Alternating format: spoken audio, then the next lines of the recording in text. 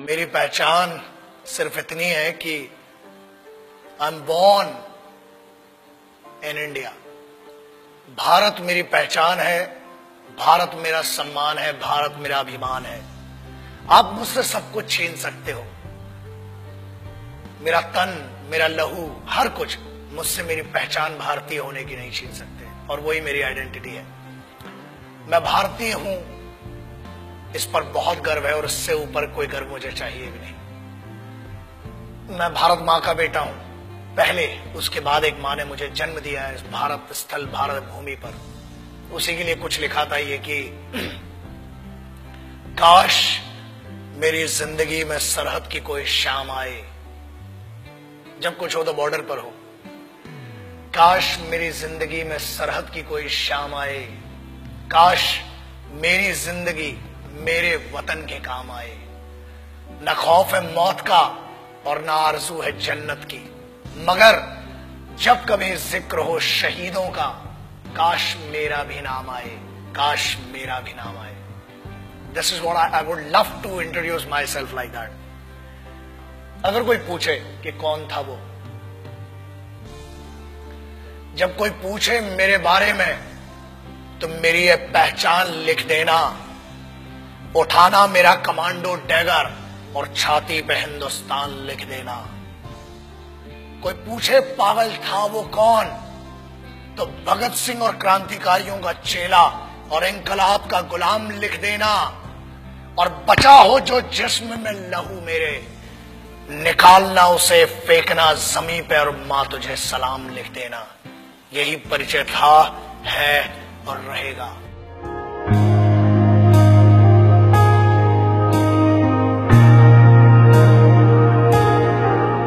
आजकल बहुत एक मुद्दा चल रहा है, देशभक्ति। कुछ लोगों ने उसे हिंदुओं से जोड़ दिया, कुछ ने मुसलमानों से जोड़ दिया, कुछ ने सिखों से, कुछ ने ईसाइयों से। एक बात याद रखना, हम पहचान हैं एक ऐसा महाविद्यालय, एक ऐसी university. It's like an university, it's like a college. The country is like college. We may have different wings, we may have different subjects, but we all belong to one college, and that college is Bharat, राष्ट्र। आप उसको हुब्बुल वतनी कह लें उर्दू में, अरबी में, उसको आप जननी जन्मभूमिश्च कह लें, आप संस्कृत में, आप मादरे वतन कह लें, वतन की इज्जत कह लें, आप कुछ भी कह लें।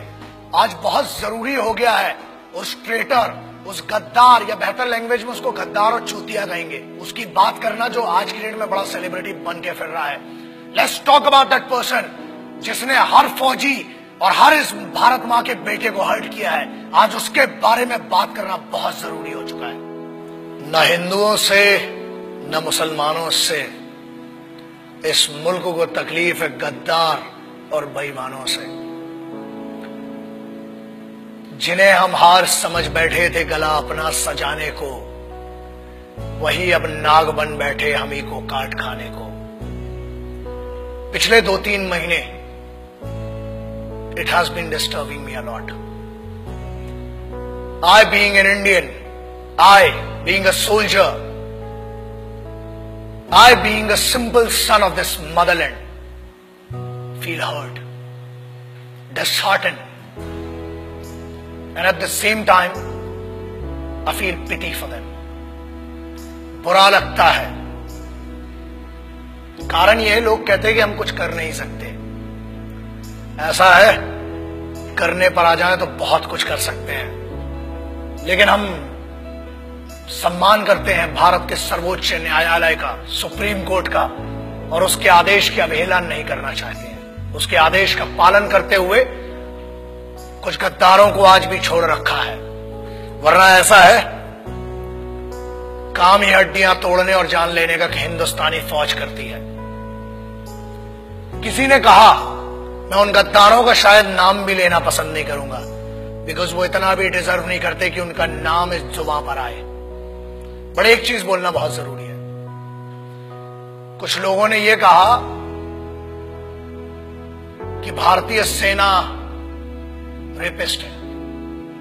अगर घरों में बैठे हो ना, और अगर तुम्हारी बहनें और तुम्हारी माएं घर से निकल के जा रही हैं, तो सिर्फ ये हिंदुस्तानी फौज है जिसकी दम पे तुमने भाई होने का, बाप होने का फर्ज नहीं निभाया होगा, मगर this the only Indian armed forces which maintain that dignity of a soldier and maintains that brotherhood. आपकी बहनें, आपकी माएं अगर सुरक्षित हैं तो वो भारत की सेनाएं हैं जिनके कारण है। बोलने के पहले सोचा करो। और किस्मत बहुत अच्छी थी कि फौज के सामने नहीं बोला, वरना जो हीरो बना दिया ना इस देश में, फौज तुम जैसों को छोड़ती भी नहीं। मगर ये भारत का संविधान है, this the constitution of India, जिसने बांध रखा है हमारे हाथों को। क्रोध करना मेरी आदत नहीं है, मगर आता है गुस्सा। इसलिए आता है क्योंकि चाणक्य ने कहा था कि अक्सर मैंने झूठे लोगों को मुस्कुराते हुए देखा है। जो सच बोलता है और दिल से बोलता है उसको गुस्सा बहुत आता है। और ये गुस्सा इस बात का है कि इस देश में कुत्तों को मारने की परमिशन नहीं है, इसलिए अभी तक बचे हुए हो। फौज को रेपिस्ट बोलते हो। Ask your sisters and your mothers, ask your family members, if there are 10 young boys and if there is a single soldier, ask a girl, ask a young girl, where would she go for the help and whom would she ask for the help? And I ensure this, that girl would go to a soldier and ask, and she'll say one thing, certainly she'll say, and she'll use this word, भैया मेरी मदद कीजिए। क्या है ये?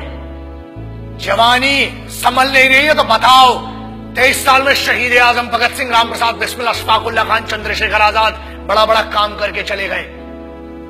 बहुत गर्मी है, अरे सेना ज्वाइन करो, भारत की फौज, आओ दुश्मनों से लड़ो ना।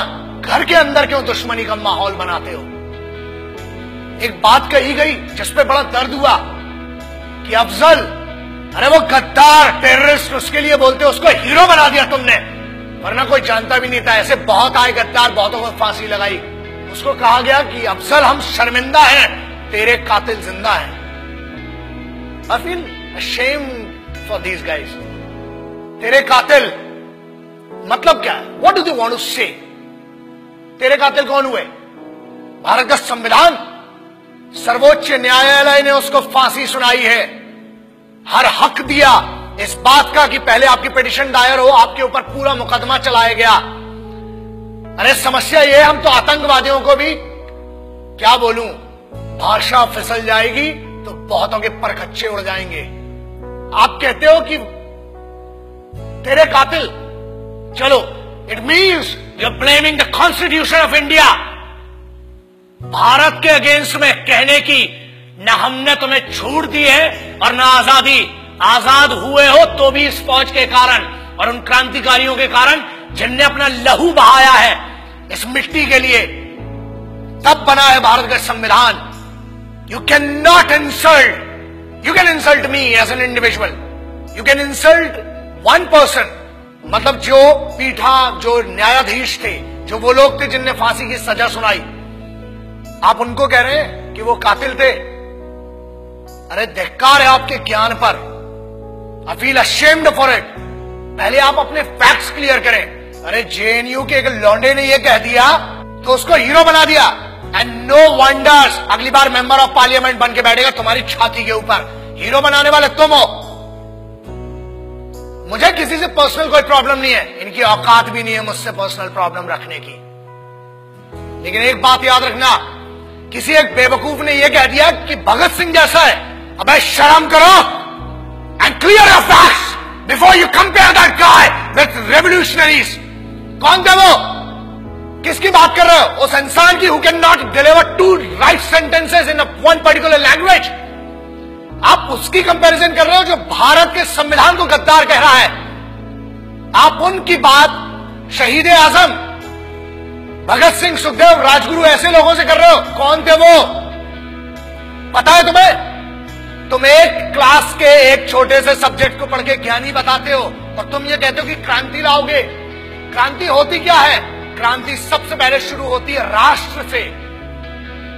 भारत मां या मिट्टी, I don't want to name this nation Bharat माता और anything, but I want to say something. ये मेरी तो मां है और मेरे जैसे कई पागलों की मां है। याद रखना, बहुत छूट मिल गई है, अपनी आजादी का गलत उपयोग मत करो, वरना अगर छूट देना आता है तो लगाम लगाना भी आता है।